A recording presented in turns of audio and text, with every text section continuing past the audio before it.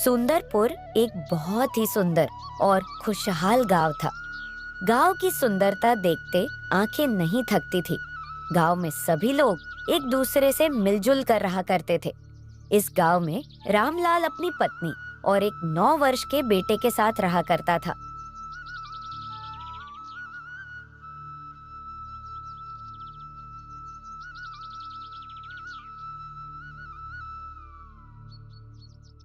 अरे कमला, जरा जल्दी नाश्ता दे दो, खेत पर देर हो रही है।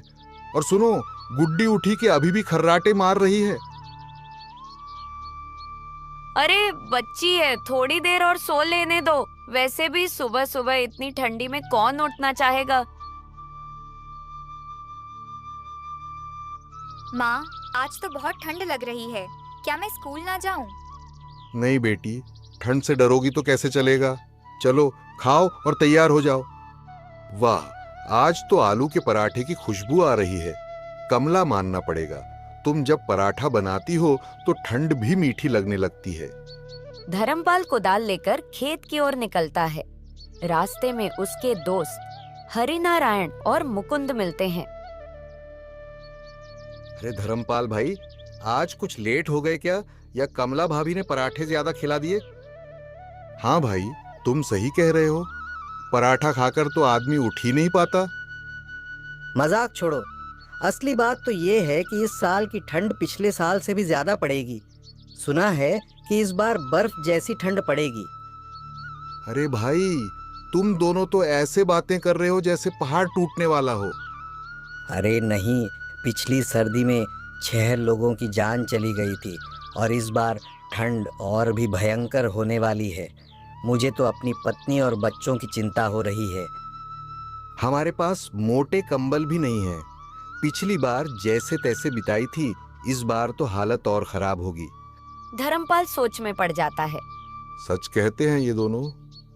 अगर ठंड इतनी बढ़ी तो मुश्किल हो जाएगी। हमें कुछ करना होगा। धर्मपाल खेत से लौटते हुए सोचता है, क्यों ना मैं पुरानी ऊनी चादरें, पुराने कपड़े और ऊन इकट्ठा करूं, उनसे रजाइयां सिलकर रख लूं।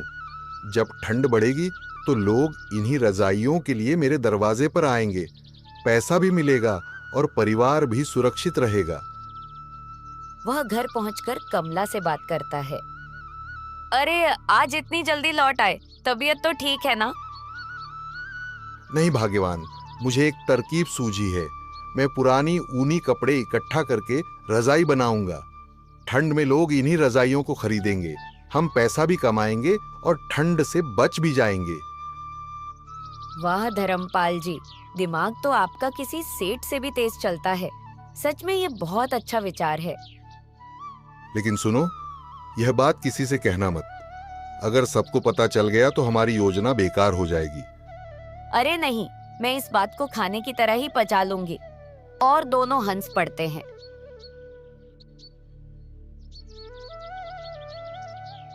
गांव की औरतें कुएं पर चर्चा कर रही थी। अरे सुनो अनीता, इस बार तो ठंड खून जमा देगी। मैं तो पहले से ही कांप रही हूँ। तू तो वैसे भी 15 दिन में एक बार नहाती है। ठंड का बहाना मत बना। हाँ तो तू रोज नहा लेती है तो क्या बड़ी रानी बन गई? लोग तो कहते हैं कि तुझसे ही बदबू आती है। दोनों झगड़ने लगती हैं। तभी वहाँ से धर्मपाल गुजरता है। अरे बहनों, लड़ो मत। इस बार ठंड इतनी बढ़ेगी कि तुम दोनों की कुल्फी जम जाएगी। नहाने धोने की जगह सोचो कि ठंड से बचना कैसे है। दोनों चुप हो जाती हैं। धर्मपाल रोज कपड़े और ऊन इकट्ठा करता है। एक दिन हरिनारायण और मुकुंद उसे रोक लेते हैं। अरे धर्मपाल भाई, तुम रोज इतने कपड़े और ऊन क्यों ले जा रहे हो? क्या राज है? अरे भाई, मेरी कमला को खाना बनाने का बहुत शौक है। चूल्हा जलाने के लिए लकड़ियां और ऊन जलाना पड़ता है, इसीलिए लाता हूं। अरे वाह, पहली बार सुना कि ऊन भी चूल्हे में जलती है। खैर, तुम कह रहे हो तो मानना ही पड़ेगा।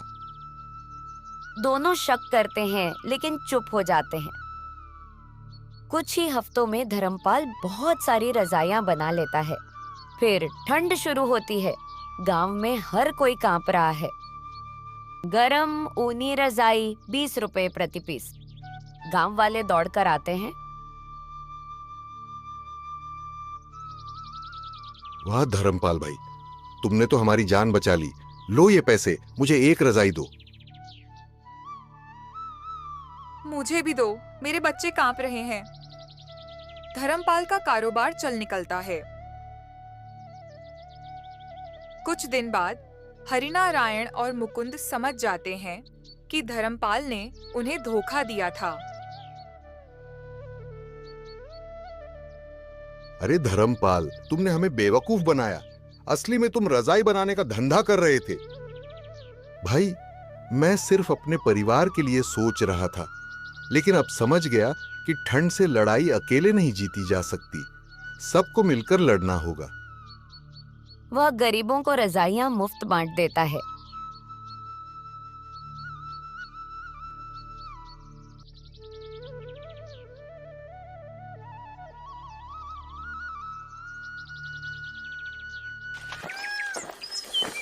गांव के किनारे एक छोटी पुरानी हवेली थी। वहां रहते थे दो भाई बहन, सावित्री और अरुण। माँ बाप के गुजर जाने के बाद दोनों उसी हवेली में रहते थे। सावित्री हमेशा चुप रहती थी और अरुण थोड़ा शरारती पर मासूम।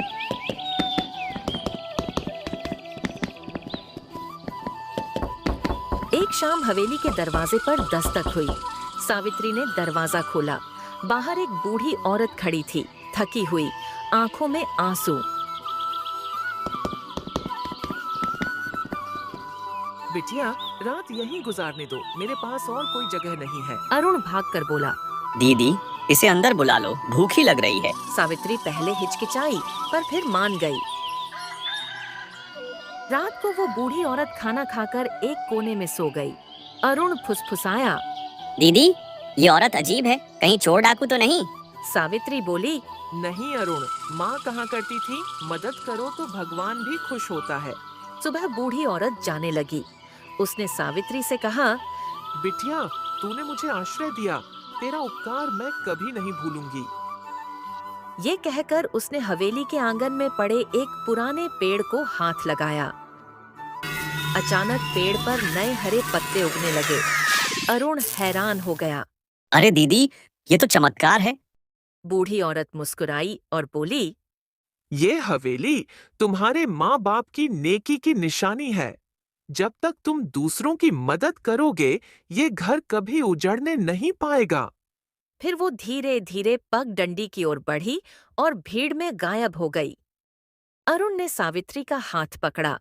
दीदी, लगता है भगवान हमारे घर आए थे। सावित्री की आंखों से आंसू बह निकले, पर चेहरे पर मुस्कान थी।